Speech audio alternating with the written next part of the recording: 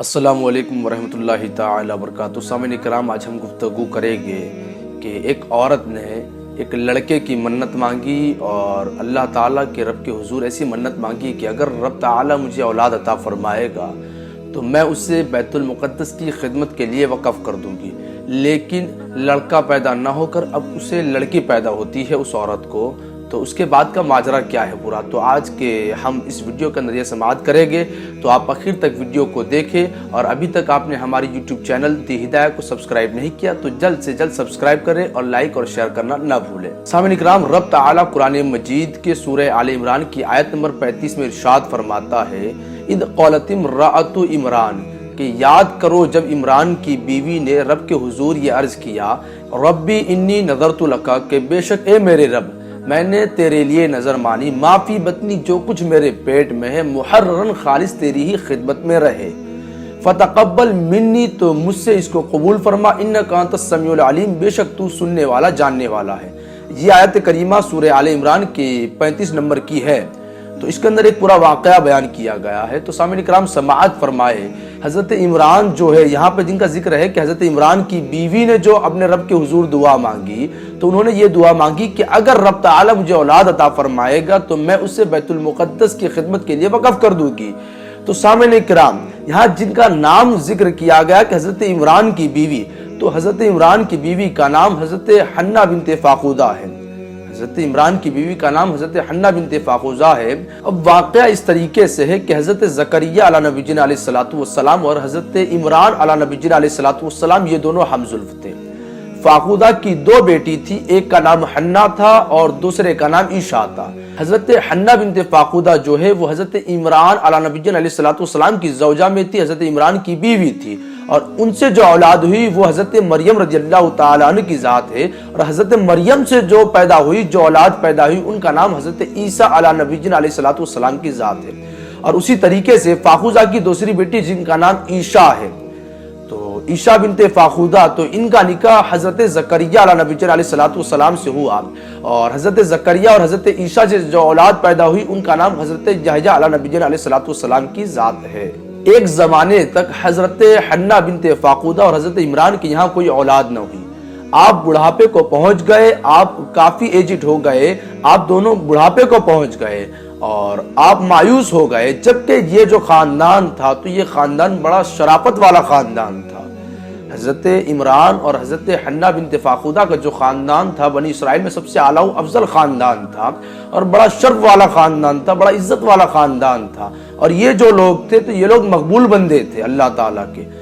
تعالیٰ کے مقبول بندے تھے۔ تو ایک روز حضرت حنہ بنت فاقودہ ایک درخت کے نیچے تشریف فرما تھی، اور تشریف فرما ہو کر آپ ایک چڑیا کو دیکھ رہی تھی کہ وہ چڑیا اپنے بچے کو دانا بھرا رہی ہے، یعنی اس کے منہ میں دانا کھلا رہی ہے۔ تو وہ دیکھ کر، وہ ماجرا دیکھ کر کہ چڑیا اپنے بچے کو دانا کھلا رہی ہے، وہ ماجرا دیکھ کر حضرت حنہ بنت فاقودہ کے دل میں اولاد کا شوق پیدا ہوا۔ اب اولاد کا شوق پیدا ہوا تو اس وقت آپ نے رب کے دربار میں آپ نے یہ عریضہ پیش کیا کہ اے رب کریم، اگر تم مجھے اولاد عطا فرمائے گا تو میں اسے بیت المقدس کی خدمت کے لیے وقف کر دوں گی۔ چنانچہ اللہ تعالیٰ کے فیض و کرم سے حضرت حنہ بنت فاقودہ حاملہ ہوئی۔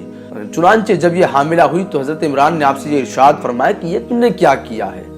حضرت حنہ بنت فاقودہ سے کہا کہ یہ تم نے کیا کیا ہے۔ حضرت عمران اپنے بیوی سے کہتے ہیں کہ یہ تم نے کیا کیا ہے،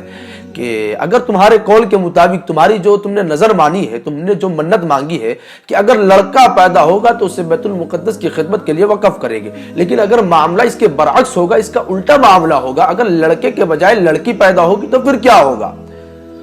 لڑکے کے بجائے لڑکی پیدا ہوگی تو پھر کیا ہوگا؟ اور اس دور کے اندر بیت المقدس کی خدمت کے لیے تمام کے تمام لوگ لڑکے کو وقف کرتے تھے، نہ کہ لڑکی کو، اور لڑکی جو تھی وہ گھریلو علاج کے لیے، گھریلو معاملات کے لیے، زنانہ امور کے لیے وہ مقرر تھی۔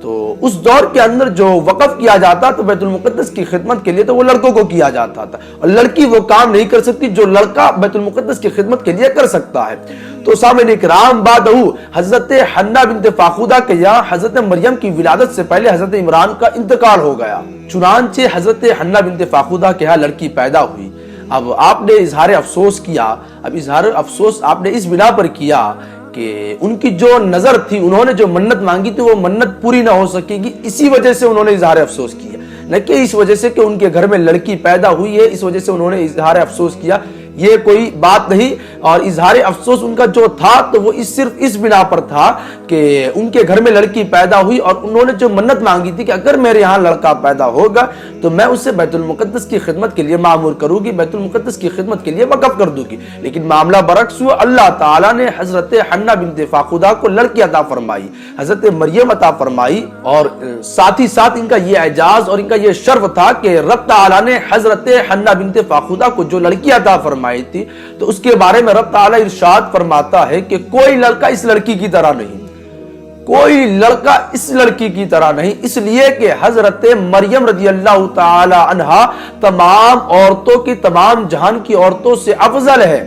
اس دور کے اندر تمام جہان کی عورتوں سے سب سے افضل حضرت مریم رضی اللہ تعالی عنہا کی ذات ہوگی۔ تو سامعین کرام، رب تعالیٰ کی طرف سے حضرت مریم کو اعجاز ملا، یہ شرف ملا کہ رب نے فرمایا کہ تمام جہان کی عورتوں سے سب سے افضل، سب سے زیادہ فضیلت رکھنے والی ذات وہ حضرت مریم رضی اللہ تعالی عنہا کی ہوگی۔ اس کے بعد حضرت حنہ رضی اللہ تعالی عنہا نے اپنی اولاد، اپنی بیٹی حضرت مریم رضی اللہ تعالی عنہا اور ان کی اولاد کو شیطان کے شر سے، شیطان مردود کے شر سے رب تعالی کی پناہ طلب کی۔ اس کے بعد والی آیت کے اندر یہ ذکر ہے کہ رب تعالی نے لڑکے کے بجائے لڑکی کو قبول کیا۔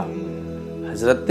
حنہ نے جو نظر مانی تھی، جو منت مانگی تھی کہ مجھے لڑکا پیدا ہوگا تو میں اسے بیت المقدس کی خدمت کے لیے وقف کر دوں گی، اور معاملہ اس کے برعکس ہوا کہ لڑکے کے بجائے لڑکی پیدا ہوئی، اور اللہ تعالیٰ نے لڑکے کے بجائے لڑکی کو قبول فرمایا، اور نہ صرف قبول فرمایا بلکہ خوب اچھی طرح اللہ تعالیٰ نے قبول فرمایا اور اس لڑکی کو خوب اچھا پروان چڑھایا۔ اللہ تعالیٰ نے اس لڑکی کو خوب اچھی طرح قبول کیا اور خوب اچھی طرح پروان چڑھایا۔ اور حضرت مریم رضی اللہ تعالی عنہا دوسرے بچوں کی بنسبت بہت زیادہ بڑھا کرتی تھی، یعنی دوسرے بچے جس طریقے سے مہینوں کے اندر، سالوں کے اندر بڑھتے، اس طریقے سے حضرت مریم دنوں کے اندر بڑھا کرتی تھی۔ اس کے بعد حضرت حنہ بنت فاخودہ جو کہ حضرت مریم کی والدہ ماجدہ ہے، تو انہوں نے اپنی بیٹی کو، اپنے بیٹی کے جسم اقدس پر، جسد اطہر پر کپڑا لپیٹ کر انہیں بیت المقدس کے علماء کی سپرد کرا۔